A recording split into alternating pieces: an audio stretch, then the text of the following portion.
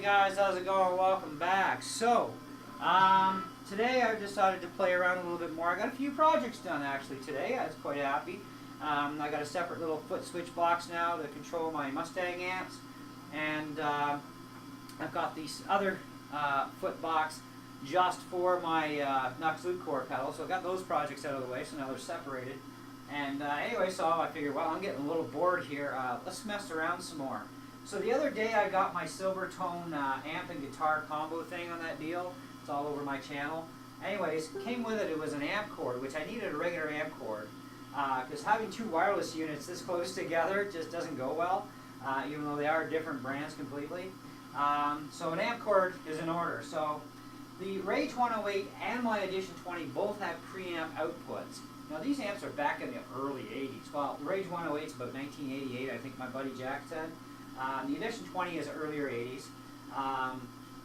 But they have preamp out, which means you can go from the output into a mixing system, right, or a sound system, and then you can use your main amp as an on-stage monitor, right? And that kind of works. And then you get to control and dictate to a certain point, right? But whatever dials you mess with on the amp will get affected to the soundboard at the other end. So I've got my soundboard set up on channel 2 for this.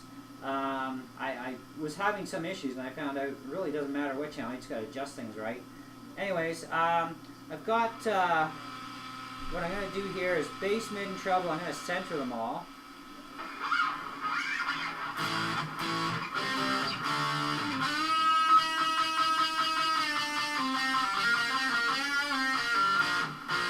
And I got a little bit of reverb turned on there, okay?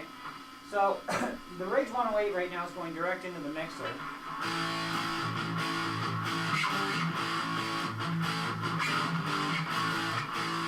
It's nice to get those vintage tones back to life again, you know?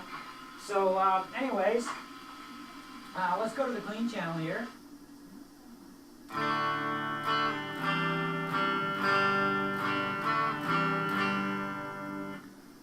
So, now we pull up the headphone jack, and you should be able to hear both the amp and the two Mustangs that it's going through on the mixer. And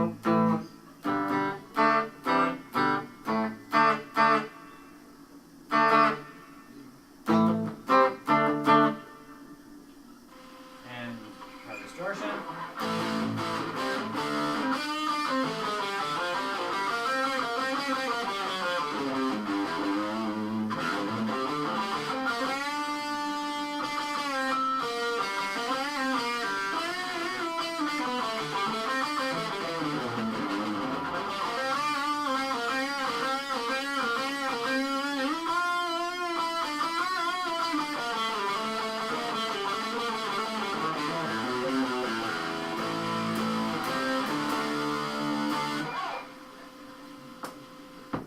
Okay, now we're going to move everything over to the Edition 20. It's got a little bit different tone, you know, compared to the 108.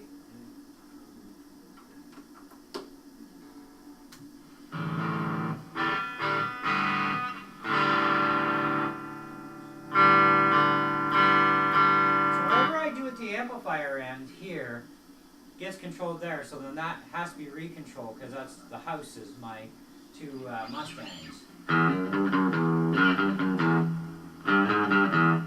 So let's take the plug out.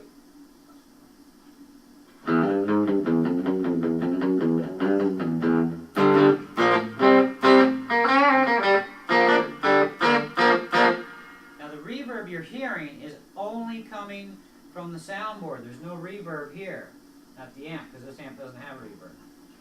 Okay, so let's pull on the thick.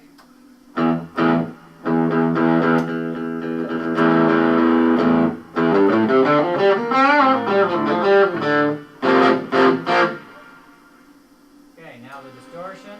I'm going to turn this down a bit.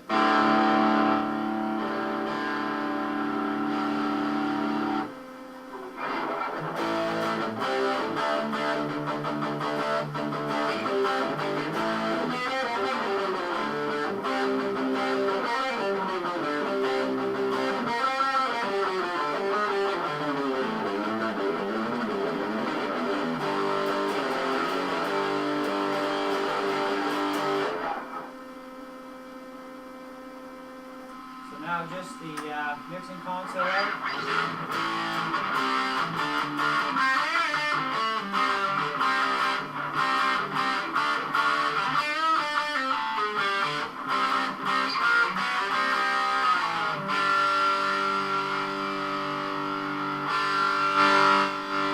See, I can affect it here.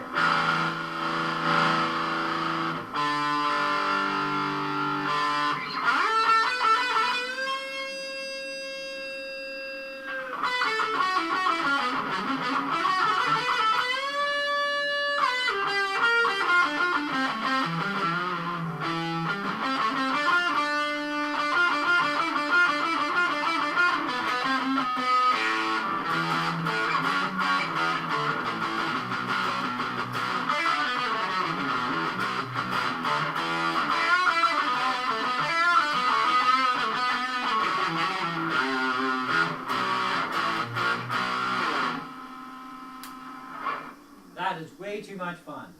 You can get really carried away. So, now I can use either one of these as a stage monitor if I want to, or just whatever I want, really. You know, I get the vintage tones off of this amp, I get all the vintage tones from this amp, pipe it all through the mixer. The mixer ends up, in the end, going out to my pedal, and eventually I want to get a tape deck. And then this way, I put a tape deck on the mixing console, put it out to tape, take it from tape, remaster that, pipe it into my computer through the editing software, or I can just do it all live, right with my studio mic. And then, you know, do all that other jazz and messing around later to do my final cut. And so now I got access to all the vintage tones for clean on both, because both of them have slight differences in their clean tones, whether they're going through the mixer or their own speakers. I've got the ability to use them as monitors, which can actually help a lot, because I can have it up louder here in front of me down on the floor, and then just what I need out from the house side, you know what I mean?